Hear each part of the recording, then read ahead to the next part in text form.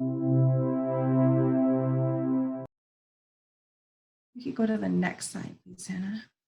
Just for today, our agenda is pretty similar to what we usually do. We'll do a quick check-in with everybody, and we'll turn it over to Toby, who's going to talk about the Calgary Emergency Management Agency and the programs that they've been running, especially Ready Calgary.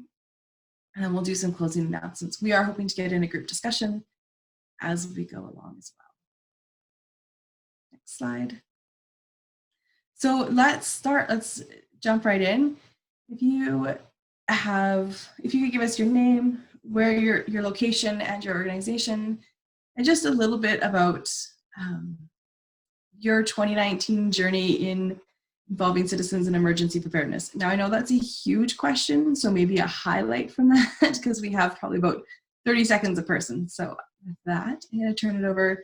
I see Ava first. Ava, are you able to? Yes. There we go. Hello. Hello. Hi, my name is Eva Bogdan, and I'm a postdoctoral research fellow at the University of Waterloo. And I'm looking at flood risk governance and specifically looking at innovative stakeholder engagement techniques regarding flood buyouts. So things like serious gaming, which is like role-playing simulations, and also some online conflict resolution techniques. Yes, that's it. That's very interesting. Can't wait to hear more. All right. Dave. Good morning, everyone. It's Dave Plouffe with the City of Calgary, and I'm a member of the Emergency Social Services team with the city. And probably highlights is actually I'm one of the Tier A's, and the actual training that we get through our Calgary Emergency Management Agency that Toby's a part of. So I think that learned a lot from that. So that's a highlight. That's awesome. And I know Jen is here from MAPS Alberta. I don't know, Jen, if you want to speak. I know that you said it's probably not your best option because you are in a room full of your colleagues. But for those of you who don't know Jennifer, she's a community engagement coordinator at the MAPS Alberta Capital Region, Edmonton. This is her first meeting and exposure to emergency preparedness in this context. So I'm so excited that you were able to join us, Jen. That's great. Then I have the initials KB.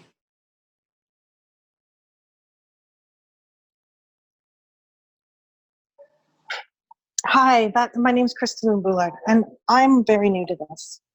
I work with a public health unit in Brantford and Brant County in Ontario, and we're just working on climate change, vulnerability assessments, and how to engage the public in climate change adaptation and preparedness. Excellent. I'm so glad you could join us today.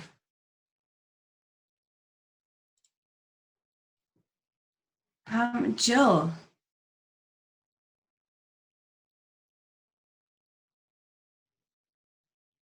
Are you able to speak, Jill? Okay. Mitchell Berger.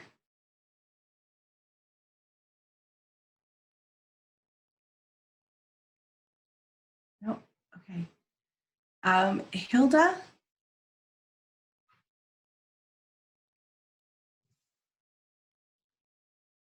Well, I feel like we have a lot of people who can't speak today. You're being very considerate. Hilda she's the chair of Beth Emeth. I cannot say it all. I'm sorry.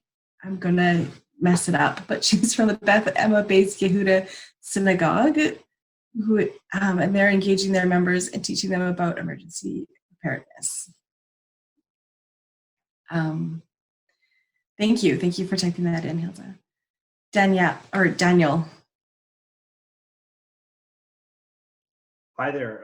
It's Daniel Filippi. So I'm from the Intact Center on Climate Adaptation out of the University of Waterloo. So I'm a program manager there for resilience and adaptation. For our journey involving citizen emergency preparedness, we've done a lot of work with the Canadian Red Cross, training volunteers, and then really helping to elicit the research we've been doing over the past 4 to 5 years, and really putting our results out about the best cost-effective ways for homeowners to protect themselves and put implementable actions in and around their home to protect them from more frequent flood occurrences across the country. So that's probably our big piece we did this year. Really happy about the work we've done with that, and doing a lot of work now training the trainers, including home inspectors, insurance brokers, and realtors to help Canadians know more and educate them more about the risks that are out there related to flooding. That's fantastic. Thank you for joining us today. C. Bevins.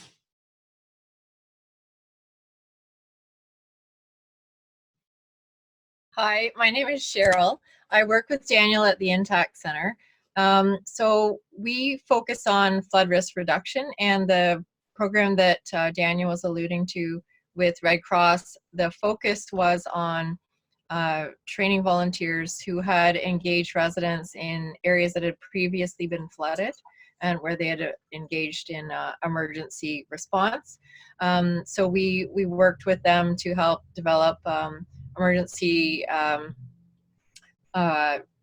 preparedness training and basically flood risk reduction training, so that people would be prepared ahead of time to reduce their risk, and if there was an actual emergency, that the impacts would be reduced. So that's something sort of new. It's a new field for us to be expanding into the emergency preparedness field and building those bridges, but it's something that we're interested in connecting with more and more. And our particular focus is on training and innovative ways of communicating with the public and getting them to engage one another and support one another, because we know that the public has a huge influence on family, friends, neighbors, and it's a really important method of getting the word out. So that's me. Fantastic. That's a great introduction to what you're up to. Thank you. What about Heather? As in me, Heather? As in you, Heather. I see you on there. Hi, everyone. It's Heather Keem. I work at the Tamarack Institute. My kind of focus area is the asset-based community development, and I really think that that is an area where we can support the citizens in emergency preparedness.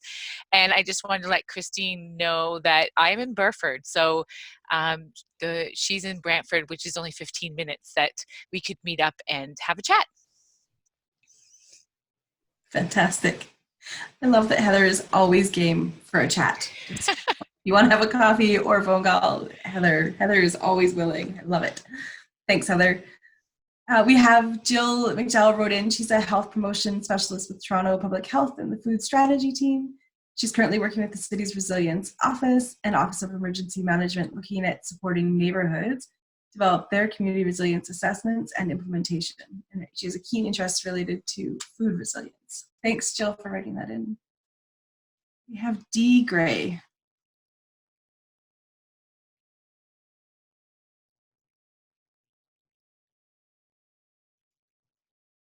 Oh, I think you're trying to speak, but we can't hear you right now.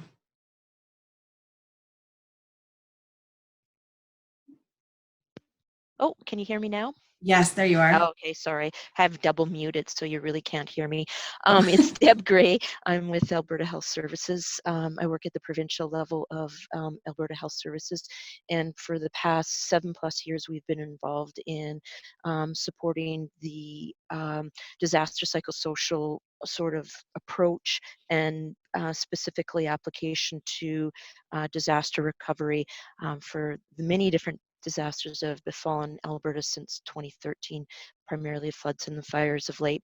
The highlight for us, we are actually coming to 2020 marks the close of our work in this area, which is grant funded. We're trying to advocate for it to be not just grant funded, but become annualized. and we're sort of pulling together our learnings and other stuff. And we oversee, have created a provincial disaster psychosocial repository with a number of different resources, and also focus on training and education. Brilliant, thank you. Blake, because I can see you. You ready to go next? Sure. Blake Poland. I'm in the School of Public Health at the University of Toronto. And my primary research focus is citizen-led initiatives for building community resilience. So we've had a couple of projects over the years, one looking at the emergence of the transition movement in Canada, and more recently working with C3 and others on a connected community approach to resilient urban neighborhoods. That's perfect. Thank you. And we have Faith in the Common Good, and I'm not sure who we have there. Hi, it's Lucy. I'm the Executive Director of Faith in the Common Good. Can you hear me? Hello. Oh, hello, we can hear you. Thanks. So Faith in the Common Good has been working on engaging the faith sector in supporting communities around climate resilience and climate adaptation. So we've been doing this work for the past couple of years and trying to develop a model of asset-based community development where we utilize the assets that faith communities bring to the table to help communities respond with a specific focus on the most vulnerable members of our community. So delighted to be part of.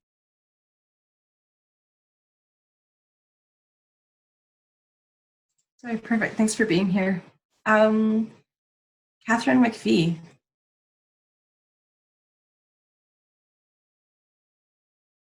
Hi, everyone. I work closely with Deb Gray with Alberta Health Services, provincially mental health promotion, illness prevention, and Deb did a great summary of just our journey over the past number of years. I think just to add that in terms of what's been, I think, so exciting for us and in the last few years is really about that capacity building that we've been doing with communities and through Train the Trainers and around a number of our psychosocial programs, including our EPREP Emergency Preparedness Program. Brilliant. Thank you. Well, I have a woman.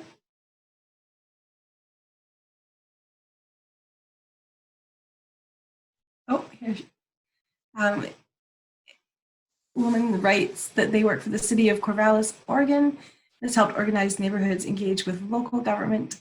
This work includes supporting their efforts to work on emergency preparedness together. Great, thanks for that introduction. What Michelle P.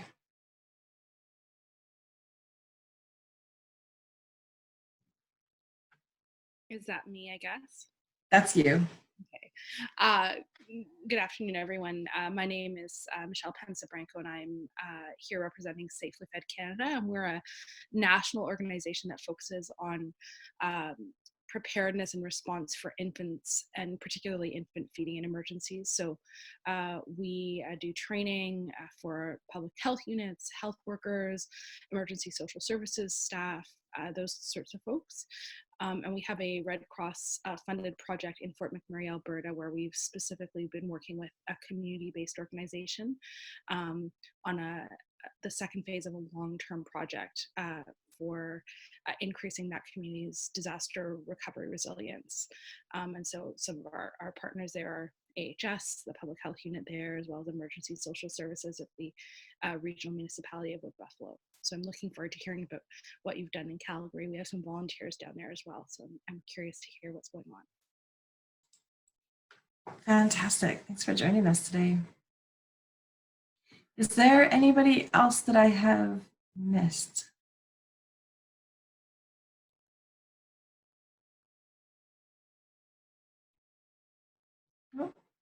Okay. If I have missed you and you want to type in your intro, that would be wonderful. This group just keeps growing. So I just want to say, well done. It's exciting to be here learning with you. And today I am so excited to introduce Toby. I read his bio and was like, yep, I need to hear from this guy. So Toby has 20 years of experience in emergency management. Emergency management is both a frontline responder and also as a strategic planner. During his university days, he worked as a wildland firefighter in BC. Then this afforded him the opportunity to spend winters seeking out the surf spots in warmer climates. And the result of which he says is that he had a great tan, lived through numerous, precarious tales, and graduated many years after what would be considered an acceptable amount of time, which sounds like a great way to spend university. In order to quell the foreboding feelings of a rough transition into adulthood, he enrolled in a graduate degree program at Royal Roads University, where he worked on his master's in disaster and emergency management. This led to a position with the city of Calgary, where he now works in a leadership capacity with the Calgary Emergency Management Agency. And his main focus is on managing the community engagement, the climate change adaptation, disaster recovery, and disaster risk assessment programs. And as we heard a little earlier, he was born and raised in Revelstoke and returns home often, which is news to my heart because that's only an hour away. So I'm pretty excited to be welcoming today Toby. And Toby, I'm going to give it to you to take it away. Oh, we can't hear you. Uh-oh. If you've dialed in on the phone, Toby, you just have to dial *6 to unmute yourself.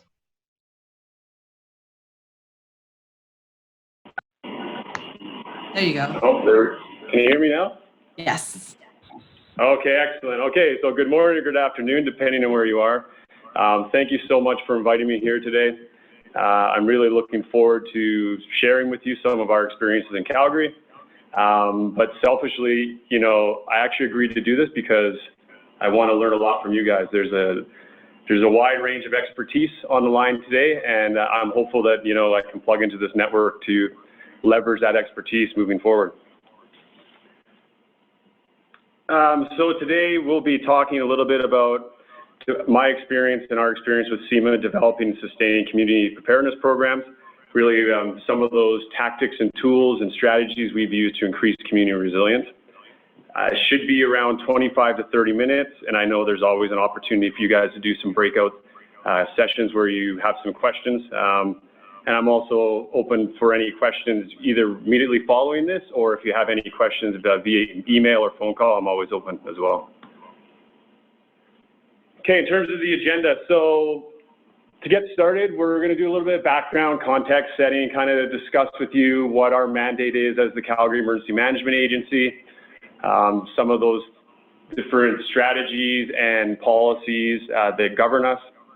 Then I'll talk just in general about some challenges that we all face working in community resilience. Move on to some of the solutions we've implemented here in Calgary, which I think can be, applied elsewhere. Then we'll do a bit more of a deep dive into the Ready Calgary program, which is our community program that's really focused on developing skills and abilities in terms of emergency preparedness and empowering people to take action within their communities. And then finally, I'll just summarize with some recommendations based on our experience. Sound good? Okay. So SEMA, that is our wonderful emergency operations center that you see there. I know there's a couple of people on the line today that have actually visited. This was opened in 2012, and luckily enough for us, it was about 7 or 8 months in advance of the biggest event we've had in our history, which is the 2013 floods. So in general, what we're trying to do at SEMA is our vision statement there, you can see it's really aspirational in terms of we want a safe, secure, and resilient city. The SEMA agency is made up of both the business unit, which I'm a part of, but we also represent up to 60. Oh, yes, I can turn the volume down. Sorry, guys. How's that there? I think that's better. Thanks, Toby. Okay, sorry. I actually talk very loud too, so maybe I should even go lower. Apologize. No, you're good. You're good. Okay, so SEMA is actually a business unit, but we're also legislated within a bylaw as representing 60 plus different agency members and partners.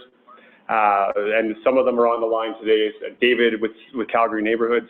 So we represent all the city business units, internal business units, that's 30 business units, plus, you know, external utility providers, government ministries like Alberta Health Services, which Deb mentioned she works for, school boards, some not-for-profits, et cetera. So you can consider, we kind of have like a dual personality in terms of the SEMA, the business unit, which is really the administrative body, and then SEMA, the agency, which is really representative of all those internal, external agencies.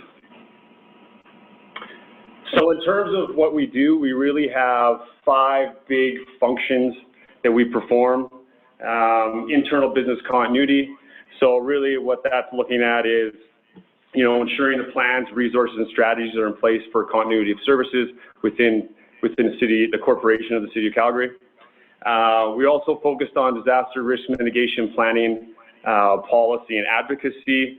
So really that's just assessing disaster risk and ensuring we work with our partners to manage that risk through plans, policies, you know, mitigation, infrastructure, that sort of thing. Community education engagement, as I mentioned, that's the area that I lead.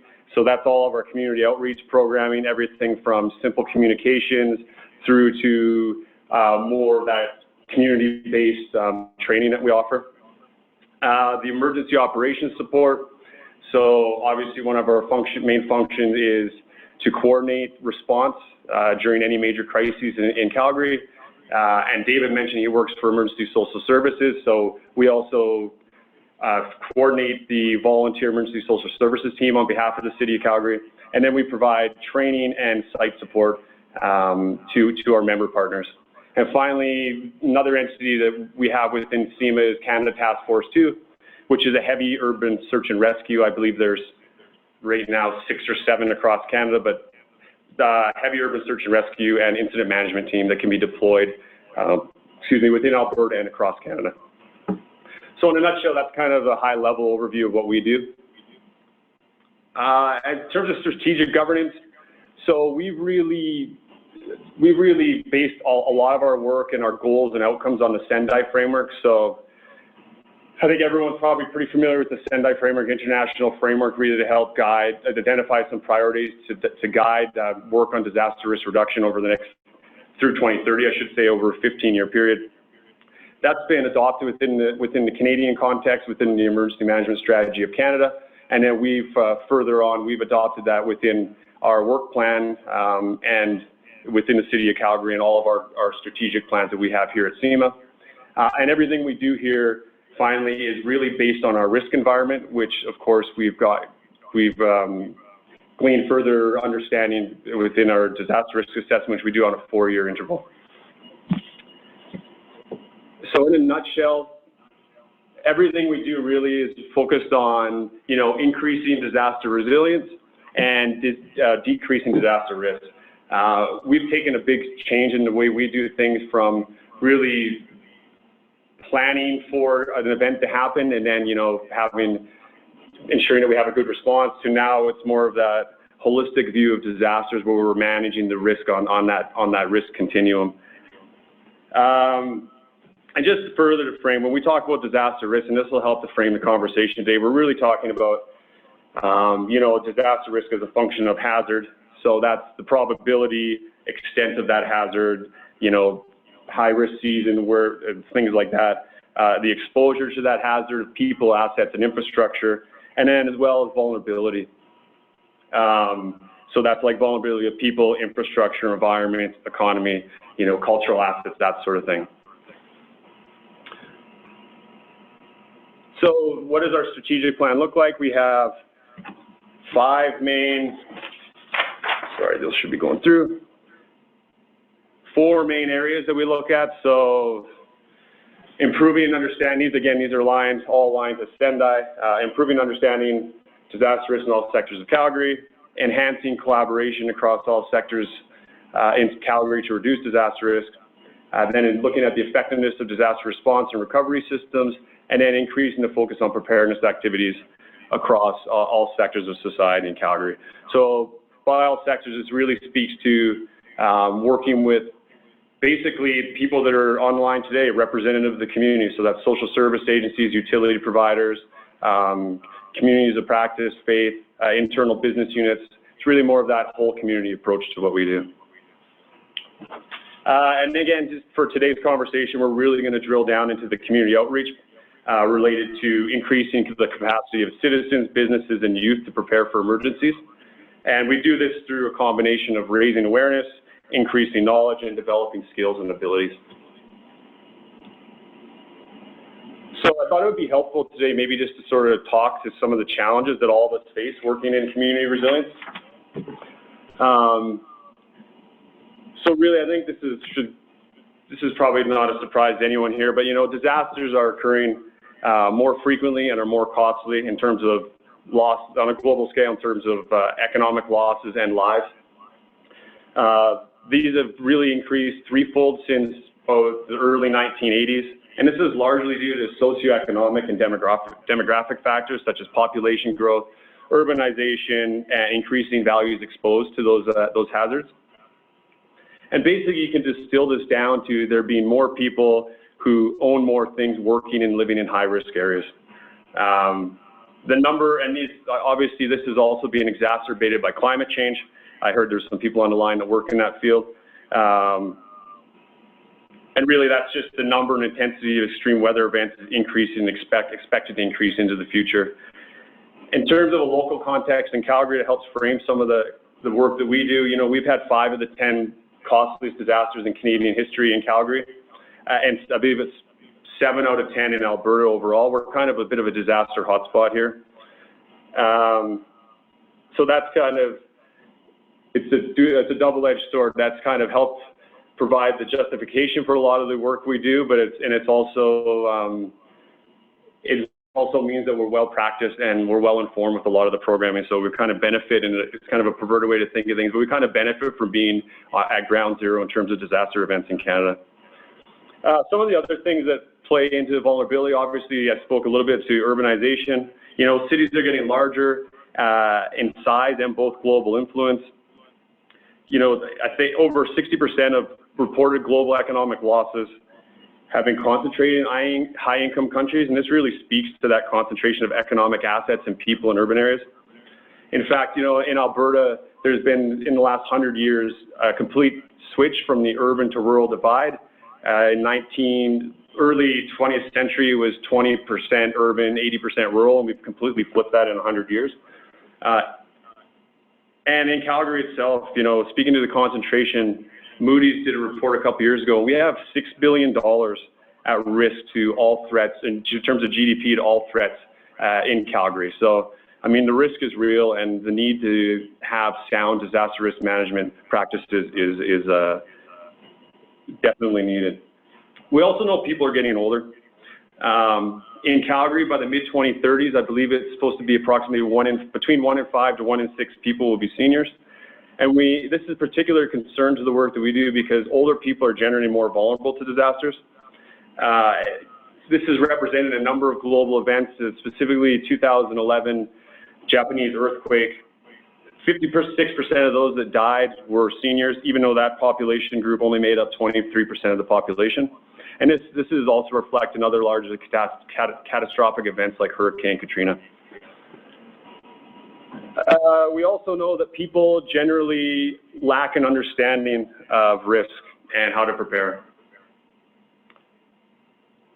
I think there was someone on the line from the University of Waterloo actually, but a recent survey that they did found that 75% of respondents who live in high-risk areas for flooding didn't know they actually lived in a high-risk area. In Calgary, some of the survey we've done, you know, has found out that 54% of the people that surveyed feel that their area is not likely to be affected by a disaster anytime soon. And again, this goes back to what I said, this despite being the fact that we live in basically the disaster hotspot capital of Canada. And furthermore, only 6% of people think that tornadoes represent a high risk in Calgary, despite the fact we live in a very high risk area for tornadoes. And furthermore, 56% of people in Calgary don't have a plan for themselves and their families that includes how to get in touch with each other in case of an emergency. So quite concerning. Other socioeconomic factors, household indebtedness and wealth disparities increasing. So that really means that if there is an event, Calgarians, the citizens here are in general are more vulnerable to these things. And right now, as you guys are probably well aware, we're dealing with the downturn from 2014 where there's been downward pressure on both the individual resilience of individuals because of the economy, but this has also affected some of the money and budgets we have available to do some of the preparedness work that we want to do. So, it makes me kind of think, like, if we were to have another event similar to 2013, what would that look like today? I'd venture to guess it would be a lot worse than it was in 2013 when it was really at the height of, when the economy was really booming. So basically, in summary, in terms of vulnerability and the challenges we face, we all know disasters are really a reflection of underlying context and socioeconomic factors in terms of the social, economic, environmental, and cultural reality of a given area. We also need to acknowledge that we're really manufacturing a lot of the risks that we see in terms of our societal values, our collective decision-making, and some of our individual desires that have made us increasingly vulnerable to disaster events. And this matters because all these factors provide both the need for increased emergency preparedness programs, but they also directly influence how we develop those programs. So in summarizing this slide here, you can really see that counteracting these vulnerabilities, this irresilience that we have in our society is complicated. Will require participation from a range of different disciplines and stakeholders, such are represented on the call today, as the various dimensions of resilience can include economic, environmental, social, political, engineered and built environment, as well as health. I thought I'd touch a little bit on some research and what it tells us and how it's helped inform a lot of what we do here in Calgary.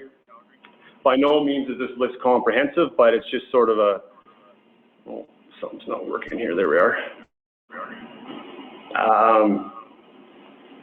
By no means is this list comprehensive. I just pulled out some of the highlights, and like I mentioned, this really has informed a lot of the work we do in terms of community outreach and resilience building in the community.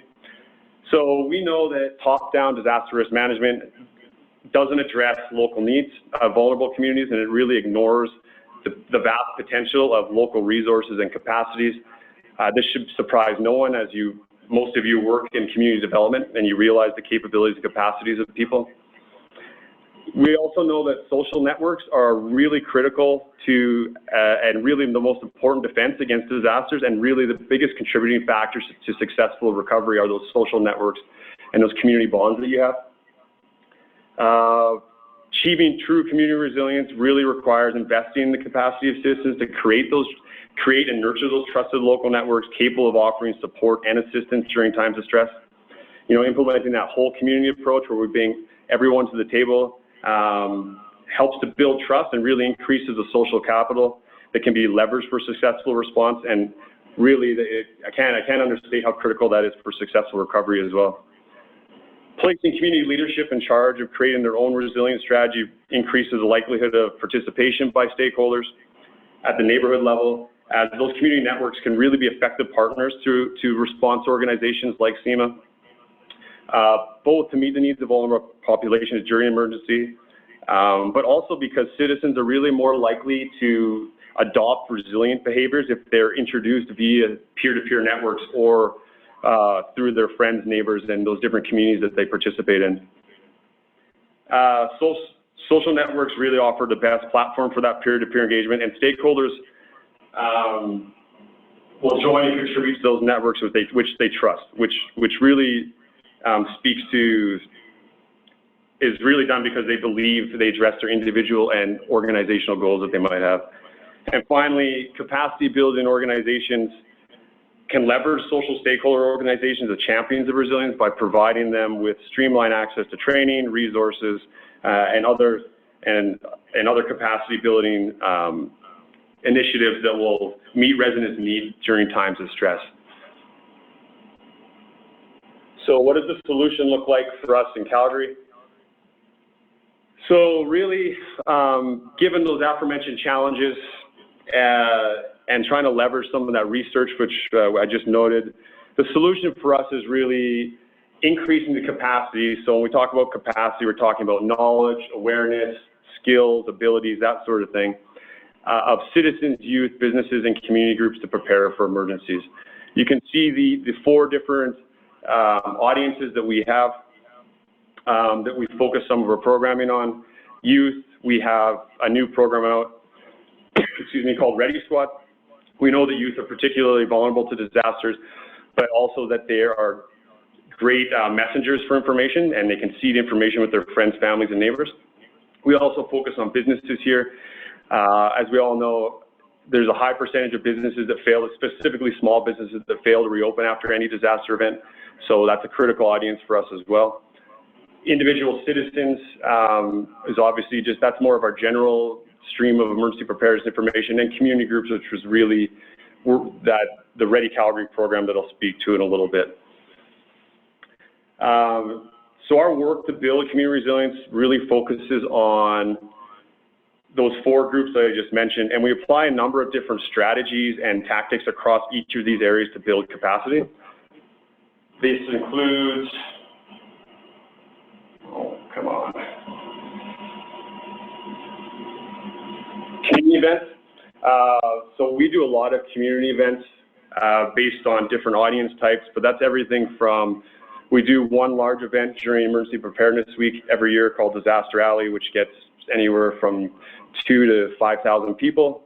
We do a lot of open houses, go to community associations, street fairs, all that kind of stuff. This is just our general awareness programming that we do. We do about 40 to 50 of those events per year, and approximately 5,000 people that we engage.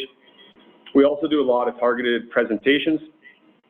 So that's for each of those groups that I mentioned before. We do targeted presentations to school groups, service providers, small businesses, NGOs and not-for-profits, community associations, that sort of thing.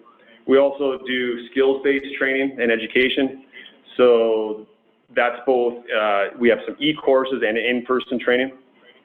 And community engagement, such as building networks and partnerships. So again, we work with those aforementioned not-for-profit, community development workers, businesses, internal city business units, school boards, youth educators, and after-school programs such as Scouts Canada, Girl Guides, that sort of thing.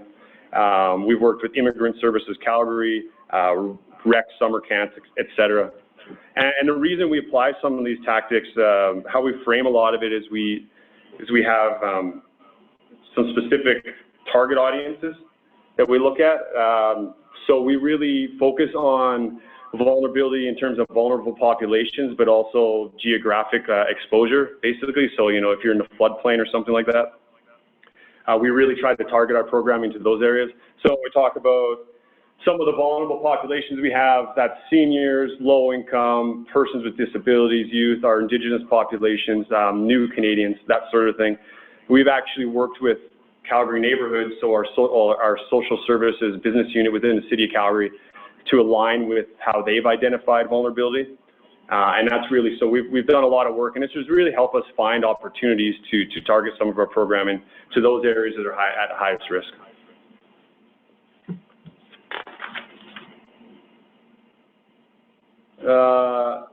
So doing a bit more of a deep dive.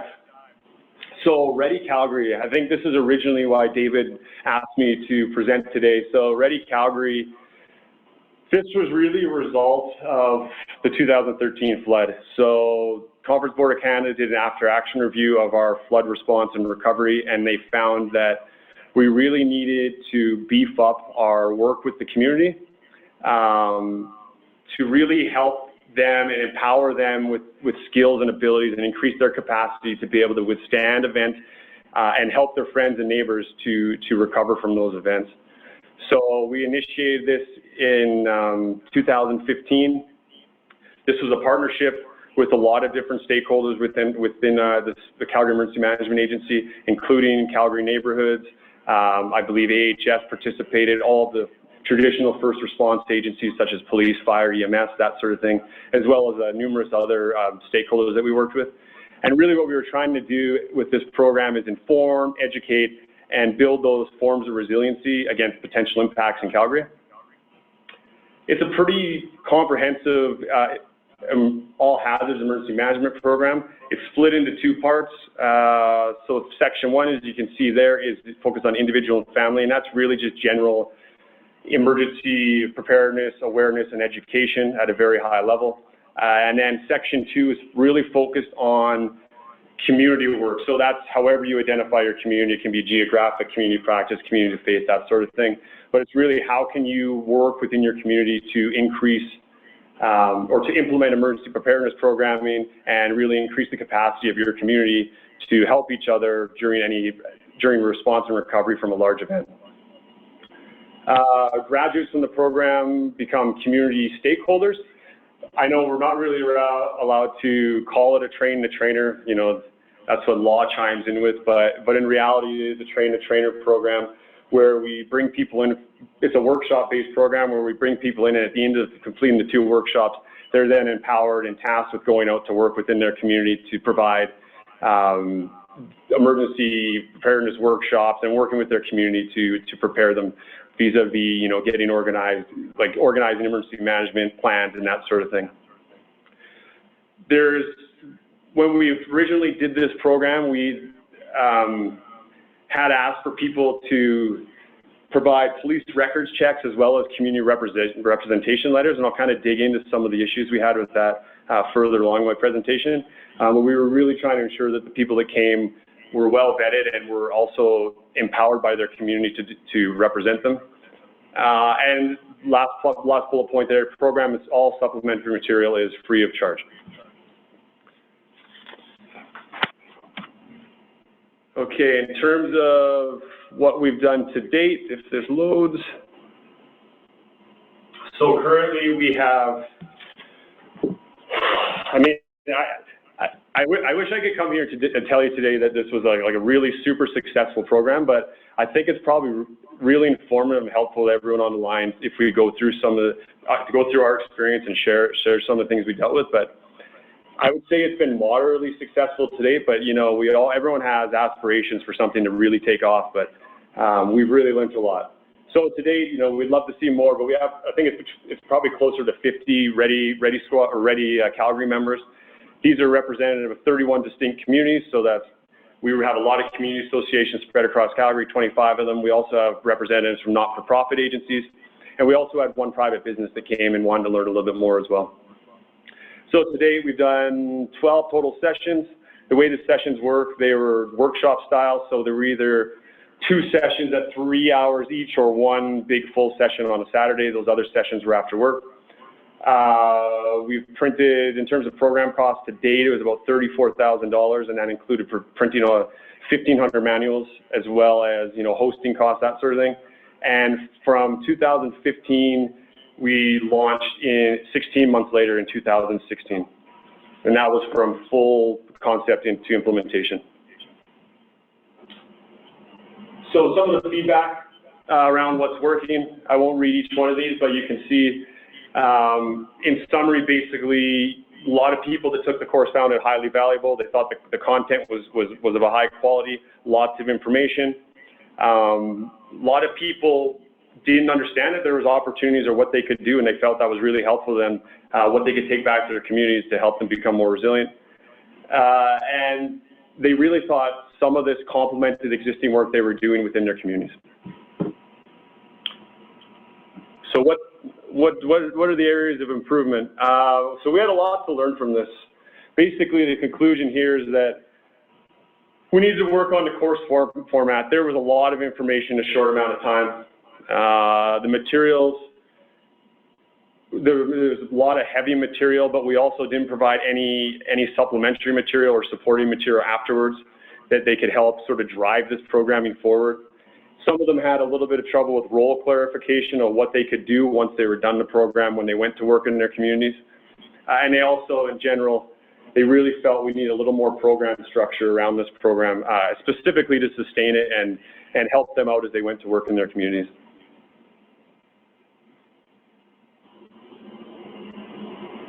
What did we learn? So I kind of alluded to this, but the program delivery, it was a little cumbersome. So that includes the vetting that we required. Before people could take it, it kind of limited the number of people accessing the course and who we could register into the program.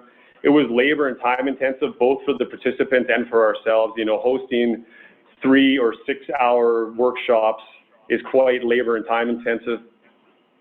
And I sort of alluded to that there with the session length and time commitment for participants as well. So we were really limited to trying to get people after work or on weekends. You know, everyone has a lot of priorities these days, so competing priorities. So that was a bit of an issue for us.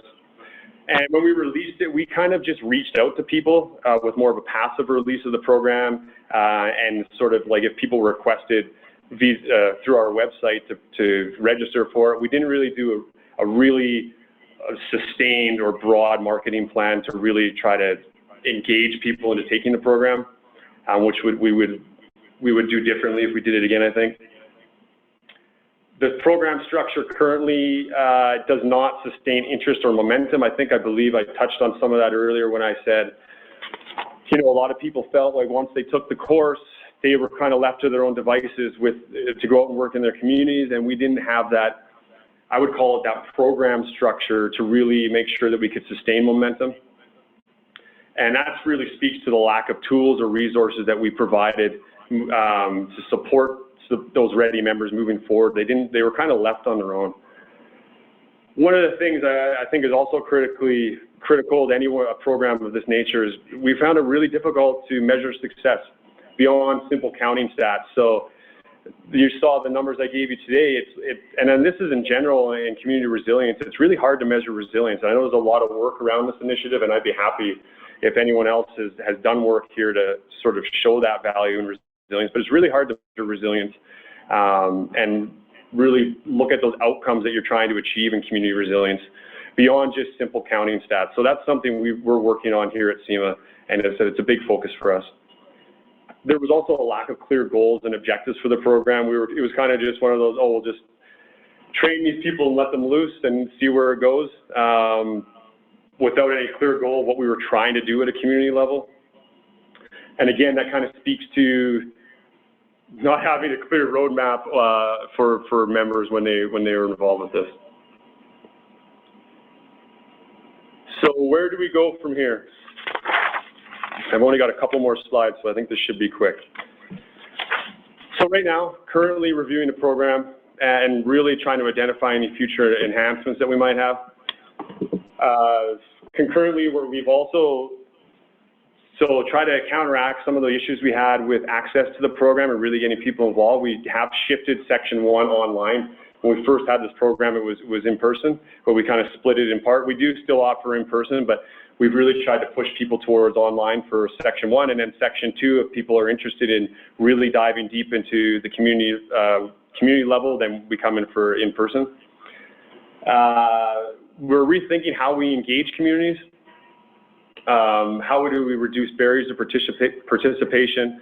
We're also trying to figure out, how does this program fit with some of the other initiatives and community development work that our partners have. So sort of going back to the table with those and working with our partners to see, hey, this, community development, community resilience, these terms sort of go hand in hand, and we're just one small piece of that pie in terms of emergency preparedness, and I think there's an opportunity for us to work with those partner agencies to really do a more holistic approach. And really, we have a number of questions that we're looking at here. What would a more holistic community development approach look like, and would it work better? Who can we partner with? It's funny, a lot of the times in government, you just assume what the community needs and wants, but I think right now it's like, do we actually know in terms of emergency preparedness and community resilience what they want? What are those gaps? What are the needs within the community? And then are we actually meeting those needs right now?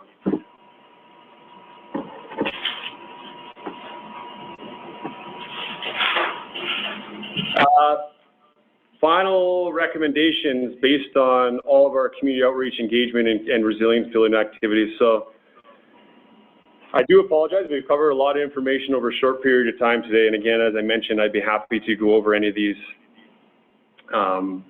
afterwards, via email or if you have any further questions. But so some of the things we've learned. Online courses. So we found these very successful to date in terms of engaging people just at that base level in emergency preparedness.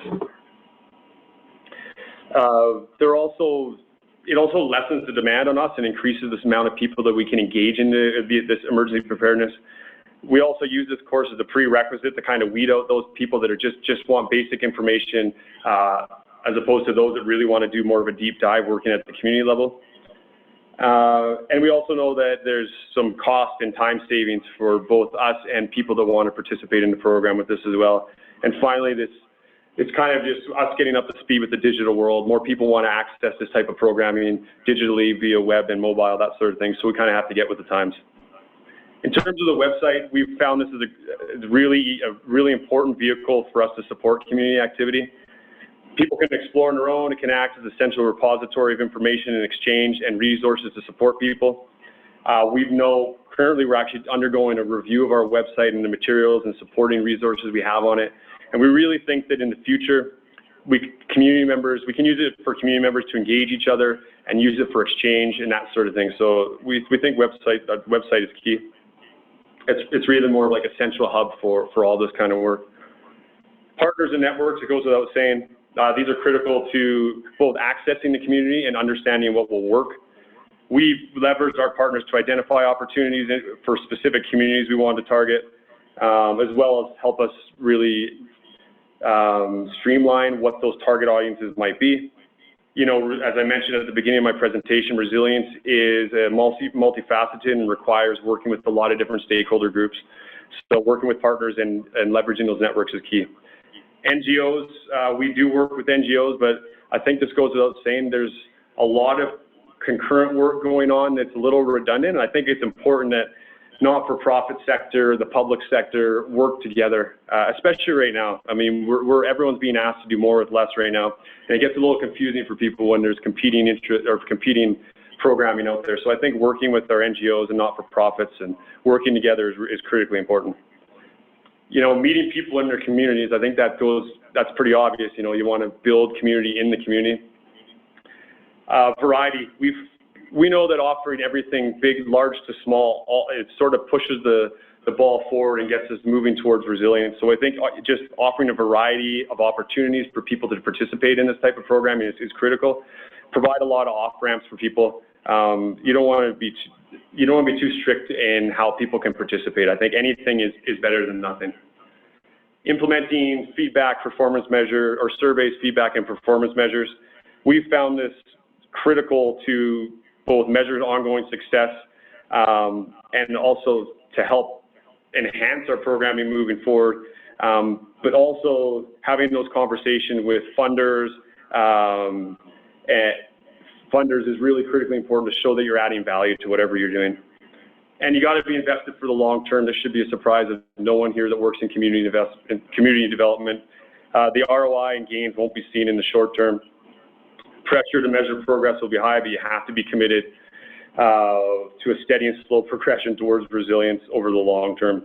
And you know, one thing we found interesting is in the field that I work in, so you're reporting to a lot of emergency responders. So having that conversation and being able to show the value of programming over the long term is critical, especially when dealing with emergency responders who are used to the immediacy of putting out the fire, putting the bandage on the person and calling it a success. So I think it's critical to have that long-term vision and making sure everyone buys into it, and performance measures and that sort of thing, and having those clear outcomes will be critical to that. That's it for my presentation today. I know I hammered through that really quickly, but there was a lot of information. I know we only had a short amount of time. We'd be happy to answer any questions you might have. Toby, thank you so much. And I am just so grateful that you took the time and helped to give a deep dive and a really frank assessment of where you're at and what you're up to. I know that there's a couple of questions already in the chat box, and I'm sure people want to chat more with you. I'm wondering if people do have a chat or a question, if they can write it in the chat box, and then Toby, can I put you on the spot? Can I send you those questions? And then if you answer them in the next little bit, if I can share those out with the group, are you willing to do that? Just via the chat? Email. Yeah. So I'll get them to send it to me in chat, and then I'll send you an email with them all. And if you can, would you be willing to answer them, and we can share the answers back with the whole group? Yes, and you want that like right away for me to answer those? Yeah. Yeah, that works for me. You bet. Okay. Fantastic. And so, Blake, I see your question. Yes, we are recording it, and so we'll share it out as soon as we have all the information and answers to the questions. And I know if you have any other questions, Toby is probably more than willing to connect with you outside of this session. Great. And I'm willing to. I have some notes in the presentation that I didn't include with the PowerPoint I sent you. I can send you this one too if people want to refer to the notes as well. Perfect. That would be great. That would be fantastic. Thanks. If you're okay with it, Tony, I'd be interested in showing part or all of this to my class next term, rather than probably you get enough requests to do that live as it is anyway. But I think what you've shared with us today is already superb. So if you're okay with that. Yeah, by all means, we're willing to share whatever we have. So yes, of course. Awesome. Thank you so much. Fantastic. That's great. Okay, so yeah, if you have questions, keep putting it in the group chat. I just want to thank everybody again for being here. This is always like one of my community practices, so it's one of my favorite parts of the month. Hannah, can you go to the next slide, please? The date for our next call, we're pretty sure we know it, but we're going to leave it as to be determined, but we will get back to you. We'll put it in the email that comes out as a wrap up for this one. And then we have an upcoming learning opportunity that we don't want you to miss, so put it in your calendar right away. It's building social capital through community development. And if you've ever heard of folk schools, or if you've never heard of folk schools, this is definitely a webinar that you will want to participate in. It'll really look at, you know, how do you leverage your assets and the community's assets, and just sharing the things that you're passionate about. It's a really neat model. We hope that you will check out this webinar and also join us on January 29th. That's all we have time for today. So thank you so very much for joining us, and we look forward to seeing you in February. Happy holidays. Happy New Year. We'll talk to you soon.